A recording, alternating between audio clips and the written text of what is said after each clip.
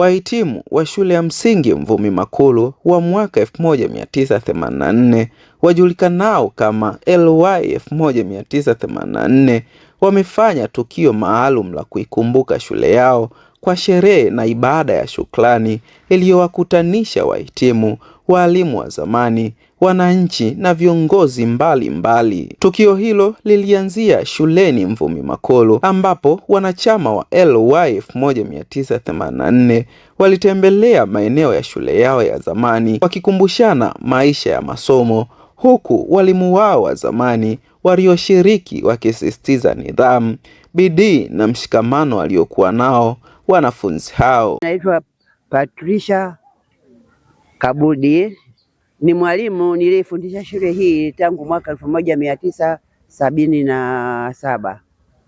Hawa vijana niliwakuta hapa au wenda niliwaanzisha, maana mimi nimeshasahau historia ya shule hii. Shule hii ilikuwa ni shule iliyokuwa inajulikana sana kitarafa kwa sababu ilikuwa ni shule iliyokuwa inapasisha watoto vizuri. Halafu ilikuwa ni shule ilikuwa inaonekana nadhifu na watoto wetu walikuwa ni wakakamavu. Tuliwapa elimu ya madarasa ya ndani kufundisha.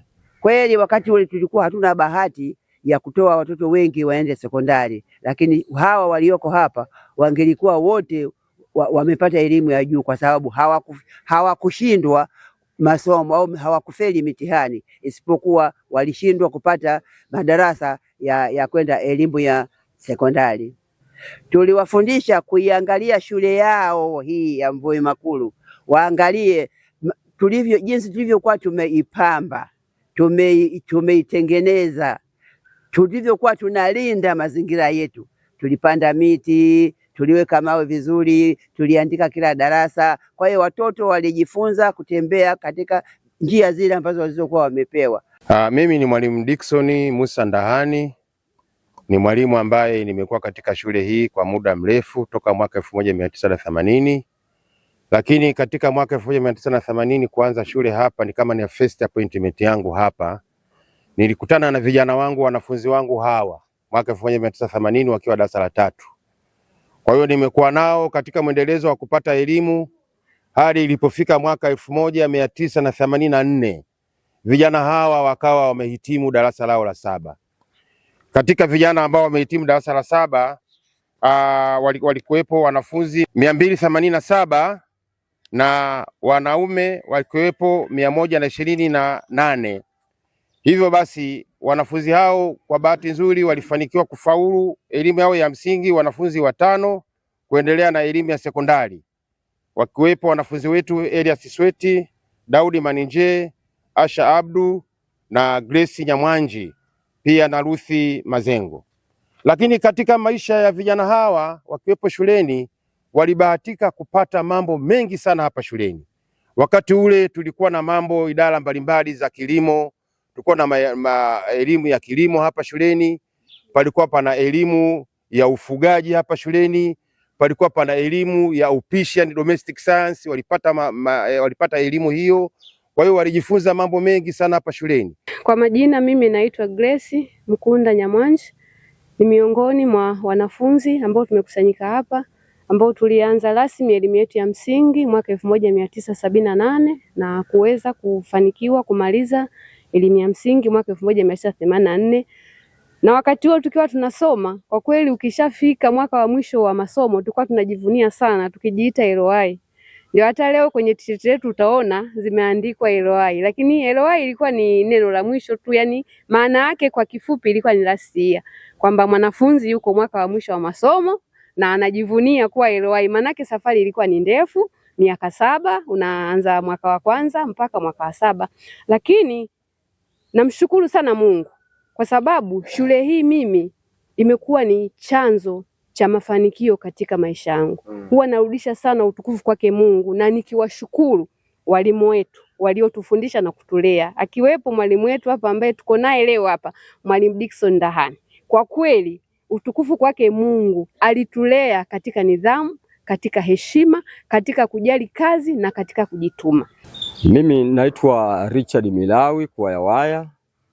ni mmojawapo wa wanafunzi ambao tumemaliza mwaka 1984 kwenye shule ya msingi Mvumi Makulu, na hapa ndo shule yetu ambayo tulimalizia hapa. Mara baada ya kumaliza, wengi hatukuweza kupata elimu ya sekondari kwa sababu wakati ule sekondari zilikuwa ni chache. Tukaendelea kujiunga na vyuo mbalimbali. Lakini katika hayo yote baadaye tukaona kwamba si vizuri, bora tutengeneze kundi la watu waliomaliza mwaka 84 kwa kuangalia familia zetu, watoto wetu, kwa kuona kwamba umuhimu wa elimu. Tumejiunga kundi letu, tuna watu ambao wanafunzi wanafika 55, na katika hao 55 tunalenga vitu ambavyo tukaona kwamba vitatusaidia katika maisha. Kwanza, kulenga wale wanaopata matatizo aidha ugonjwa, kuwasaidia. Ukitokea misiba, kusaidia. Kitu kingine, tumeweka miradi yetu midogo midogo ya kuweza kuongeza kipato. Baada ya hapo, wahitimu hao waliungana na wananchi na viongozi mbalimbali kwa ajili ya kwenda kanisani kwa ibada ya shukrani ya kumshukuru Mungu kwa uhai, elimu na mafanikio yao ya maisha. Watoto wanapita, lakini sasa hivi ninyi ni babu au bibi kabisa, babu au bibi. Maana mwaka 1984 huna mume huna mke, mtoto wa nyumbani tu, unatenda nenda unakwenda, njoo unafanyaje, unakuja. Na kwa bahati nzuri sana hao walimu baadaye tutawaeleza, watashuhudia kwamba sisi enzi yetu tulikuwa na nidhamu, na nidhamu ilikuwa inatokana, yaani mwalimu anakuambia kamata chini, achia nyama ya serikali. Bwana Yesu asifiwe, haleluya.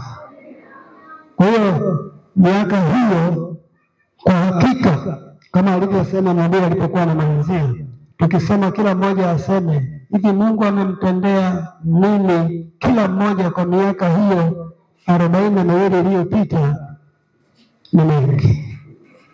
ni mengi sana. Tukio hili limehudhuriwa na viongozi mbalimbali, ambapo mgeni rasmi alikuwa diwani mstaafu Edison Sweti Ndonondo, aliyesisitiza umuhimu wa kuenzi historia ya elimu na mshikamano wa wahitimu hao wa zamani, huku akisisitiza kuwa atakuwa nao bega kwa bega kuhakikisha wanatimiza malengo ya kikundi chao.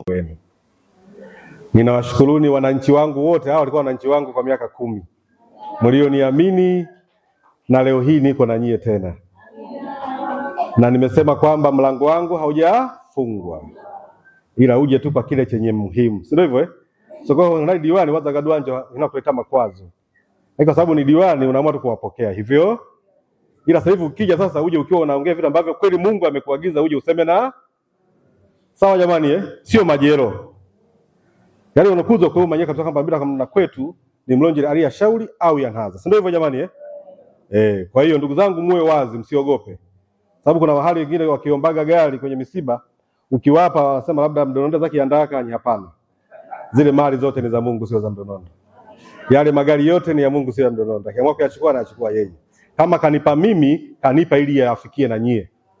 Kwa hiyo gari likiwepo pale una shida nalo, ya umuhimu sio biashara. Kama biashara utakodi.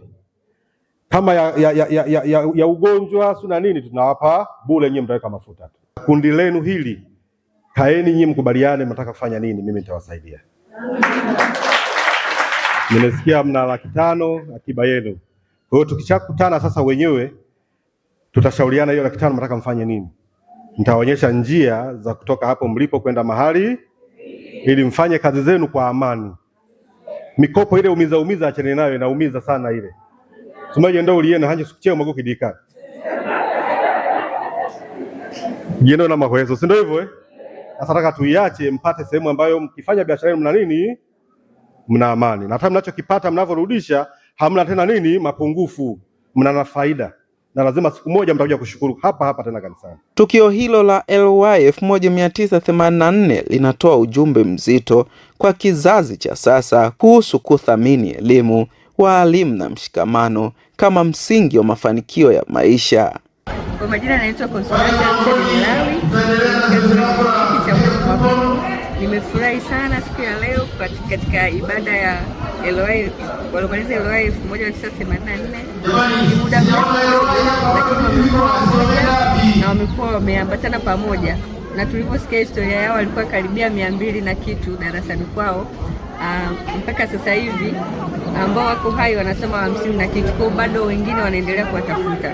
Tunaamini kwamba huu mmoja wao ndio utakao jenga, kwanza umewajenga wao kama wao wamekuwa mmoja. Sisi kama sisi kizazi chetu cha sasa hivi tunatakiwa kujifunza kwao, kama tunatakiwa kushirikiana. Tumemaliza LOI ngapi na ngapi, lakini tunatakiwa kushirikiana kwa pamoja kama walivyoshirikiana wenzetu na kujiwekea malengo makubwa kama walivyoweka LOI 1984.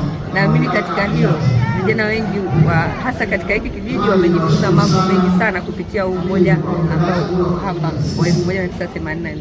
Mimi ni Steven Zakaria na hii ni Open Online Media.